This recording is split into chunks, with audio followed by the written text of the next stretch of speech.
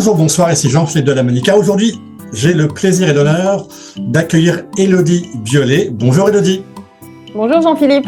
Pour une interview spéciale de Naturo. Alors Élodie, tu es de formation ingénieur agronome, mère de 3 enfants. Tu as 28 ans. C'est ça, à peu près. C'est ça, à quelques dizaines près. Voilà. Et alors, explique-nous, qu'est-ce qui s'est passé dans ta vie pour que tu switches d'ingénieur agronome à naturopathe et praticienne en réflexologie plantaire? Alors, après une vingtaine d'années passées dans le secteur privé, je me suis rendu compte que j'étais plus vraiment en phase, comme beaucoup, avec mon métier, avec ce qu'on me demandait, etc. Et puis pendant mes études d'ingénieur agronome, j'ai commencé, en fait, ça a démarré un peu de là. J'ai fait un peu d'études en agroalimentaire et j'ai commencé à me poser des questions sur ce qu'on mettait dans nos assiettes. Et puis pour avoir visité des usines d'agroalimentaire, etc., je me suis dit, déjà je me suis pas engagée dans cette voie et là je me suis dit il y a quand même des choses qui vont pas. Et comme j'ai toujours été très sportive, finalement ce qu'on mettait dans le carburant qu'on donnait au corps, le premier carburant c'est l'alimentation et la respiration, mais ça, on gère pas forcément ce qu'on respire, l'air qu'on respire. Voilà, je me suis très vite intéressée à l'alimentation, à la qualité, et puis voilà, et puis ça m'a fait. Donc j'ai toujours, en fait, en termes d'hygiène de vie, je me suis toujours intéressée, voilà, à mon hygiène de vie pour préserver, en fait un côté sportif qui a toujours été très présent. Moi, je suis monitrice de ski aussi. J'ai passé mes diplômes. Ouais, oui, j'ai enseigné aussi. Donc voilà. Le piquet de bâton, c'est ça? Le planter de bâton. C'est ça. Ok, donc oui, c'est ça, t'es très sportif, t'as un bon niveau. Et alors, qu'est-ce qui s'est passé? Quand on est très sportif, on a des petits pépins parce que comme tous les extrêmes, tout ce qu'on pratique à l'extrême, n'est pas forcément bon pour le corps, en tout cas si on n'équilibre pas par ailleurs. Et donc la naturopathie m'a toujours en fait montré un peu le chemin, guidé pour rester, me préserver, équilibrer l'aspect un peu intensif du sport, et donc me préserver. Et puis à un moment donné, voilà, comme j'étais plus en phase avec. Ok, donc t'étais déjà sensibilisée à la naturo, tu connaissais. Et à un moment donné, tu dis allez, je vais switcher. Ça s'est vraiment accentué à la naissance de mes enfants. Donc aujourd'hui, j'ai 3 ados. Dès leur naissance, dès la naissance de ma fille, voilà, je me suis interrogée sur plein de choses parce que il y a des couloirs qui sont tracés en nous disant il faut leur donner ci, il faut faire ci, il faut faire ça, etc. Et puis quand on prend un peu de recul et qu'on se pose des questions, on se dit ouais, je suis pas forcément. On essaye de faire le mieux pour nos enfants, au mieux. Donc oui, là aussi, je me suis posé pas mal de questions. J'ai mis en chose. Oui, la naturopathie, finalement, à la maison, c'est depuis longtemps. Au quotidien, on la vit tous. Ok, donc c'était vraiment un processus en fait pour toi. Tu l'as intégré dans ton quotidien. Tu l'as intégré dans ta manière, en fait, cette hygiène de vie, cette façon de voir la vie, la santé. Dans l'éducation de tes enfants. C'est ça. Et puis à un moment donné, tu disais bon allez, qu'est-ce que je fais? Et voilà, on se retrouve un peu dans une impasse professionnelle en se disant non mais là ça, il y a quelque chose qui bloque, ça va plus, je me retrouve plus, je vais faire autre chose. Et est-ce qu'il n'y a pas une question aussi de sens qui s'est posée à un moment donné de te dire bon là est-ce que ma vie, j'ai pas autre chose à faire de ma vie? Si, complètement. C'est-à-dire que moi, je me suis rendu compte que j'étais plus du tout en phase avec mes valeurs, avec ce qu'on me demandait de faire. Ça correspondait. Bon, parce que il y a une évolution aussi. On évolue, hein, avec l'âge, on voit les choses différemment, avec l'expérience. Et oui, c'est complètement ça. Et surtout, ce qui m'a fait prendre la décision, c'est vraiment, voilà, de plus être en phase avec ses valeurs. À un moment donné, on se dit ça bloque, voilà. Et puis oui, tu parlais de sens. Ouais, ça m'a explosé comme ça un peu à la figure parce que bah voilà, l'accompagnement peut être aussi transmettre ce que moi j'avais pu acquérir de façon un peu empirique comme ça. Et parce que t'as l'expertise d'une maman de 3 enfants qui a fait grandir ses enfants dans une ambiance naturelle. Donc, tu as pu tester, tu as pu voir. Tu vois, moi aussi, hein, j'ai 3 enfants, donc je vois là, par exemple, mes enfants ont eu très peu d'acné par rapport à leurs copains. Et quand les copains demandaient, bah oui, on mange pas pareil, les produits laitiers, quelle vacherie, on les laisse plutôt. C'est ça, oui, mais moi, mes enfants ont jamais. Quasiment jamais malade. L'hiver, bon, ils sortent en t-shirt. Je me faisais taper dessus quand ils étaient petits à l'école primaire parce qu'ils étaient jamais soi-disant assez habillés, etc. Mais non, mais on a un système immunitaire, on se fait confiance, on le travaille, on le cultive. Voilà. Et effectivement, de se rendre compte que bah on a des enfants qui sont en santé, qui font beaucoup de sport. Alors maintenant, ils ont quasiment le statut de sportif de haut niveau, donc il faut oui, on est entre 10 et 15 heures de sport par semaine, donc il faut les accompagner là-dessus aussi, hein. Si on les laisse voilà, si on n'en prend pas soin un peu et qu'on met pas en place des choses pour accompagner ça devient délétère et c'est pas l'objectif parce donc que t'as une vraie expertise côté sportif, hein, c'est ce que tu me disais, hein. Oui, bah pour moi d'une part, je le travaille aussi avec mes enfants et puis oui, j'accompagne aussi des sportifs, alors beaucoup de coureurs, marathoniens, triathlètes. Également dans le tennis parce que finalement c'est peut-être autant les coureurs, les triathlètes sont sensibilisés, autant dans d'autres sports comme le tennis notamment, on n'a pas forcément encore conscience, de l'importance de l'hygiène de vie globale.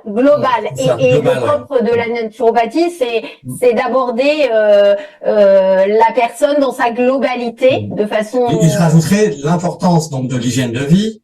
Bon, alors on va pas rentrer dans le détail, mais aussi surtout de tout ce qui est technique manuelle pour soutenir le corps, parce que le sportif impose à son corps un rythme et une pression qui n'est pas physiologique.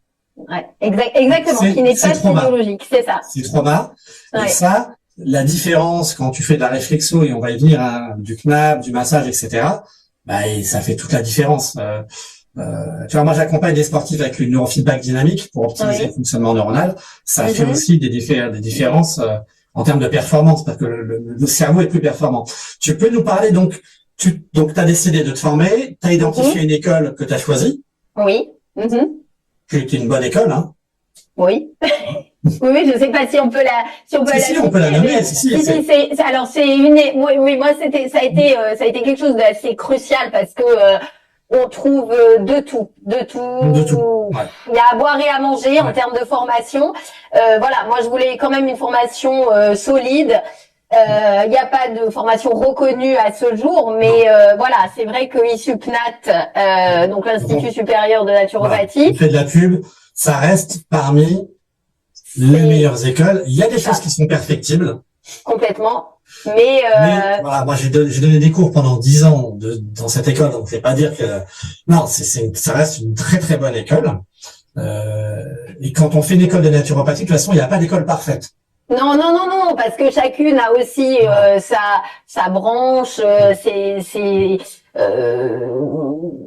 voilà. Une très bonne formation en anatomie, très fort en physiologie. Oui, mais c'était fondamental pour moi. Ouais. Moi qui ai une formation scientifique de base, c'était important pour moi d'avoir cette connaissance voilà, de solide de base et de pas rentrer dans des choses non plus complètement farfelues. Et alors voilà, depuis je me suis aussi perfectionnée en accompagnement fonctionnel et micronutritionnel, donc via des analyses aussi qui ne sont pas tout. Je les mets pas. T'as fait ça où? J'ai fait ça avec DFM Formation. Super, avec Bruno. Oui, c'est ça. Ouais, c'est un ami. Exactement. T'as choisi que des bonnes formations. Oui, et ben on n'a pas encore parlé de la réflexologie plantaire, mais non, Bruno, oui. C'est un super gars que j'ai connu dans une ancienne vie, qui a fait un parcours incroyable et qui, je trouve que sa formation est très complémentaire pour ceux qui veulent aller sur le côté analyse, micronutrition. Et je pense on est au top de ce qui se fait avec Bruno. Alors c'est vrai que j'ai fait la formation accompagnement du sportif aussi avec lui, donc c'est vrai que voilà, je trouve que c'est intéressant quand même d'avoir à un moment donné de se poser, de dire bon voilà, on a ça et ça. Maintenant je ne m'éloigne pas de la naturopathie pour autant. Je ne reste pas focus uniquement sur les analyses. J'ai vraiment une approche globale. Tu fais ta tambouille. Voilà, c'est ça. Je fais un peu ma tambouille avec mes outils, beaucoup avec les fleurs de bac, avec la gémothérapie que je trouve géniale. Enfin bon, voilà. C'est ça très important pour les gens qui nous regardent. Souvent, la grande erreur que font beaucoup de personnes, c'est penser qu'ils vont tout avoir dans une formation. Une formation parfaite n'existe pas. Moi, par exemple, si je vais pas lancer de formation naturopathique complète, c'est parce que j'ai plein de compétences pour l'instant qui me manquent et je me concentre sur mes sujets où je suis excellent, où je suis un expert. Donc j'ai 5-6 modules où je suis expert. Et le fait d'aller te former en plus t'as été SUPNAT où t'as eu beaucoup de profs. Il y a eu des excellents profs. Chez les SUPNAT, il y a des pointures. Il y a aussi des moins pointures, mais globalement, ça tient la route. Chez Bruno, tu as eu de la super qualité. Tu as eu aussi une autre approche. J'imagine bien structurée parce que Bruno est très carré, très structuré. Très carré. Hein. Et puis chez moi, tu es venu voir le côté sensitif. On va en parler avec la réflexologie plantaire, l'aspect sensible. Et en fait, ça te fait plein de points d'ancrage, ce qui font que tu fais ta synthèse. C'est ça. Donc, cette synthèse, elle est supérieure à la somme de l'ensemble des influences que tu as eues. Ouais. Et ça, c'est ça. Et puis de ce qu'on, moi, c'est vrai que ma sensibilité, très vite, je me suis tournée vers les techniques manuelles qui me semblaient complètement indispensables à l'accompagnement que je souhaitais proposer et mettre en place. C'est vrai que dans le cas des sportifs, c'est un plus non négligeable. Donc massage drainant lymphatique, massage relaxant type massage suédois, le massage Chinitsong aussi où on va travailler au niveau fonctionnel sur le ventre mais au niveau émotionnel, ça permet de libérer énormément de tensions, d'émotions. Après la réflexologie plantaire qui permet aussi d'offrir des personnes qui n'ont pas forcément non plus envie de parler beaucoup. Voilà, les sportifs parfois ils ont un peu plus de mal avec leurs ressentis, leurs émotions et ça passe aussi beaucoup par les mains et mon ressenti à moi. Donc il n'y a pas forcément besoin de mettre de mots quand les gens sont pas prêts, parce que c'est compliqué aussi d'aller bousculer un petit peu un sportif au-delà de son entraînement, son endurance, sa capacité physique, et d'aller voir un petit peu ce qui se passe au niveau énergétique ou émotionnel. Parfois ils sont pas forcément prêts à l'entendre, mais on peut le travailler quand même. Donc ça c'est super intéressant et moi ça m'a semblé, oui c'est sûr que c'est quelque chose qui me parle, que j'aime et qui fait vraiment partie de l'offre. T'es très complète au niveau physique, hein, je récapitule, tu fais du Chinitsong, de la réflexion plantaire, du massage relaxant, décontracturant aussi, décontracturant, post compétition. Et donc tu proposes tout ça où? Alors je propose ça à Vergèze, dans le Gard, entre Nîmes et Montpellier. Voilà. Après, je me déplace aussi. J'ai aussi une table de massage, donc je peux me déplacer. J'interviens aussi pour des conférences, des ateliers, voilà, que je propose dans différentes structures. Et ça c'est vraiment quelque chose qui m'anime aussi. J'aime beaucoup aller au contact des gens et puis transmettre aussi, informer, voilà, donner, distiller des petits conseils comme ça aussi. Voilà, c'est vraiment le contact et la rencontre avec les gens qui m'animent aujourd'hui. Donc on va mettre, il y a toutes tes coordonnées qui sont dans la description de la vidéo. Ton site internet. Oui.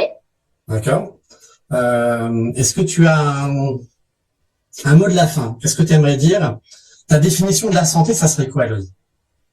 De ton recul de maman, tu vois, de tout ton parcours de sportif, de tout ce que tu as pu apprendre. Aujourd'hui, là, dans l'instant, qu'est-ce que tu as envie de dire aux personnes qui vont regarder cette vidéo? La santé, ça serait quoi pour toi? C'est un vaste sujet. Non, mais je pense que la santé, en fait, c'est une expérience globale positive qui ne se définit pas uniquement de façon négative par la peur de la perdre ou de voir arriver la maladie. La santé, pour moi, c'est vivre des expériences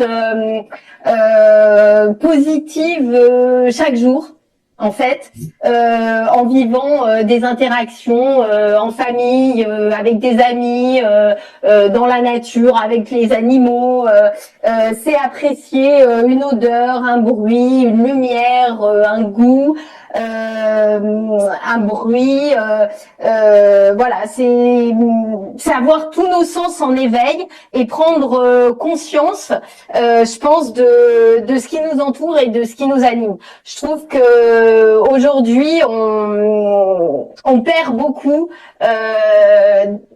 de cette sensibilité, cette écoute un peu fine de notre corps, par les écrans, par les réseaux sociaux, on est coupé de notre ressenti parce qu'en fait on est tout le temps happé par quelque chose et voilà, pour moi la santé c'est un état de conscience qui se cultive, qui se travaille, qui s'entretient. Et c'est vrai que c'est un peu ma philosophie dans l'accompagnement en naturopathie que je propose. Très bien. Écoute, je te remercie. Ça sera le mot de la fin. Merci à toi, Jean-Philippe. Merci, Elodie. Au revoir. Au revoir.